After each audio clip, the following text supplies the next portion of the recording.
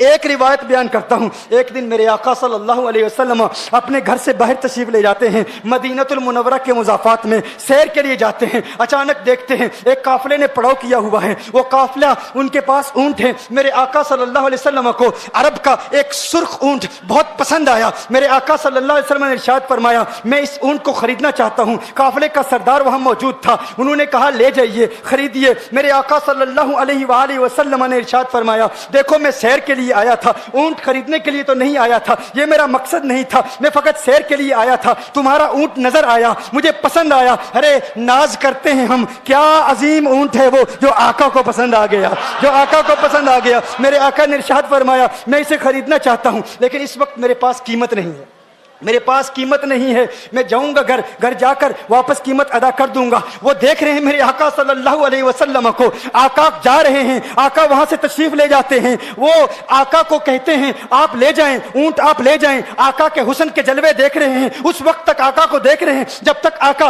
ان کی آنکھوں سے اوجھل نہیں ہو جاتے. جب آقا ان کی آنکھوں سے اوجھل ہو جاتے ہیں تو اچانک ایک شخص پوچھتا ہے ارے یہ کون آیا تھا, یہ آنے والا کہاں سے آیا تھا, کہا جانے کہاں سے آیا تھا, ہم اسے نہیں جانتے. کہا اونٹ خرید کے لے گیا, قیمت دی, کہا نہیں دی. کہا کیا کیا, کہا ادھار, کہا ادھار دیا. نام جانتے ہو, نام نہیں جانتے. ایڈریس جانتے ہو, ایڈریس نہیں جانتے. پتا ہے کون ہے, نہیں پتا. کوئی ضامن نہیں, کوئی ضمانت دینے والا نہیں, کوئی چیز گروی رکھی, گروی بھی نہیں رکھی. عرب کا سرخ اونٹ انتہائی مہنگا اونٹ ہوتا ہے. علماء جانتے ہیں سرخ اونٹوں کی قیمت کیا ہے. کوئی بندہ آئے جس کا نام پتا نہیں, ایڈریس پتا نہیں کہاں رہتا ہے, کہاں سے آیا ہے, اپنا اونٹ, ان کا اونٹ وہ لے کے چلے جاتے ہیں, ادھار لے کے جاتے ہیں, نام بھی نہیں بتاتے, ایڈریس بھی نہیں بتاتے. کہا تمہیں کیا ہو گیا تھا, تم نے اپنا اونٹ یوں ہی دے دیا. ایک شخص بولا ارے تم کہتے ہو کہ اس کا نام پوچھتے, اس کا پتہ پوچھتے, ارے نہ جانے کیا ہو گیا تھا, ہماری عقل پر پردے پڑ گئے تھے, ہم تو اس کے حسن میں ایسے کھو گئے تھے. ارے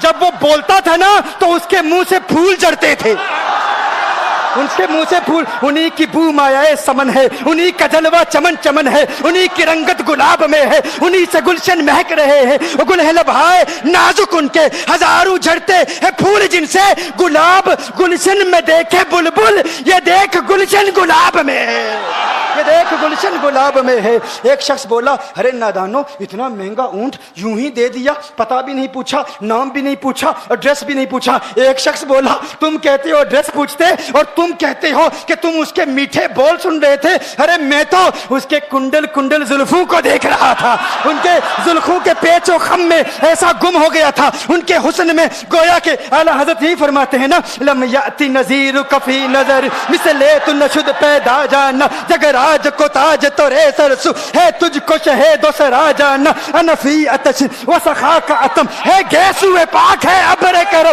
ہے گیسو پاک ہے ابر کرو, برسن ہارے رم جم دو بوند ادھر بھی گرا جانا, انفی اتشن و سخا کا اتم. اور ایک پنجابی شاعر نے کہا مکھ چند بدر شاہ شانی, مت چمکے لاٹھ نورانی, کالی زلفت اک مستانی, مخمور عقیل مدبریا. وہ ان کا حسن تھا, وہ ان کی زلفیں ایسی, ان کی میں زلفیں یار تیرے بال کے صدقے, رہائی جس سے نہ ہو ایسے پیار کے صدقے, اور جو حشر تک نہ دے چین قبر میں بے دم, میں ایسی یاد کے قرباں خیال کے صدقے. یہ ان کا حسن, دل میں جگر میں آنکھ میں بس تو ہی تو رہے, دل میں جگر میں آنکھ میں بس تو ہی تو رہے, اس کے سوا نہ دل میں کوئی آرزو رہے. اس اہتمام میں شوق میں سجدے کروں ادا, تیرا خیال آئے تو دل باوضو رہے. اور جنت میرے نصیب کی وائز کو بخش دے, میرے کفن میں گیسوئے جانا کی بو رہے.